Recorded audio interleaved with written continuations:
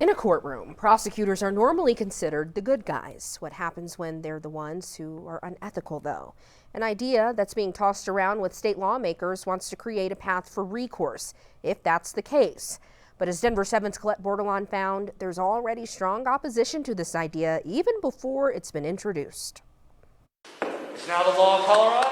In 2020, Governor Jared Polis signed a sweeping police reform bill into law. We got rid of qualified immunity for law enforcement.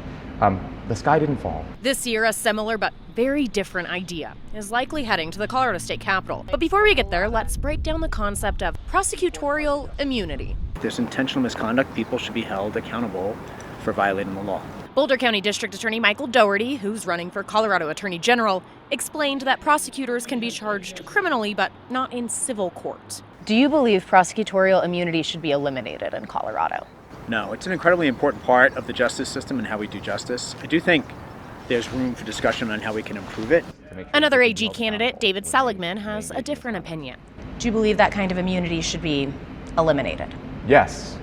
Look, we talk all the time right now about how we need to fight for the rule of law in this country. That debate is at the heart of this discussion, one that District Attorney Alexis King knows could be playing out soon in the Capitol this year. In your own words, what have you heard about this bill? I read a draft. Knowing how fast things moved at the legislature, I don't know if that's the current draft. Denver 7 obtained a copy of the draft version of the bill, which in this form says that any person working in government who deprives the rights of another person can be held liable. The bill has not been introduced yet, but already the way it's being interpreted by district attorneys in Colorado is that there would be no exception for prosecutors. Do you think the threat of a lawsuit would deter misconduct more than a bar complaint? I think the threat of a lawsuit deters justice. The two DAs tell us they would oppose this bill. For people at home watching this, why should they care? Why does this matter to their lives? Because doing justice should be independent of any outside influence, period.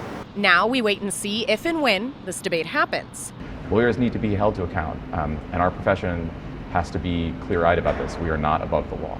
One that already has strong opinions on both sides before it's even hit the Capitol. Colette Bordelon, Denver 7.